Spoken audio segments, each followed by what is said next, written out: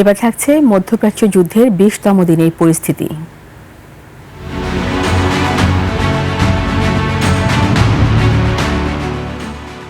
Saudi আরবের ইয়ানবো বন্দরে Saudi আরামকোর সামরেফ তেল শোধাগারে একটি ড্রোন বিধ্বস্ত হয়েছে। দেশটির প্রতিরক্ষা মন্ত্রণালয় এ তথ্য নিশ্চিত করেছে। এছাড়াও কুয়েত ও কাতারের জ্বালানি অবকাঠামোতেও হামলা চালায় তেহরান। ইরানের সাউথ পার্স গ্যাস ক্ষেত্রের একটি পেট্রোকেমিক্যাল কমপ্লেক্সে ভোরে বিমান হামলা চালিয়েছে ইসরায়েল। হামলার পর সৌদি আরব, কাতার ও সংযুক্ত আরব আমিরাতের 5টি প্রধান তেল স্থাপনার আশেপাশে সবাইকে সরে যাওয়ার নির্দেশ দিয়েছে আইআরজিসি।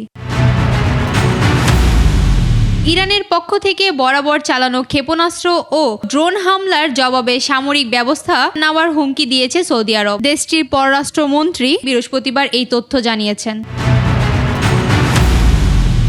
কাতারের এলএনজি স্থাপনায় আবার হামলা হলে ইরানের পুরো গ্যাস ক্ষেত্র উড়িয়ে দেওয়ার হুমকি দিয়েছেন ট্রাম্প। নিজের সামাজিক যোগাযোগ মাধ্যমে দেওয়া পোস্টে এই কথা বলেন তিনি।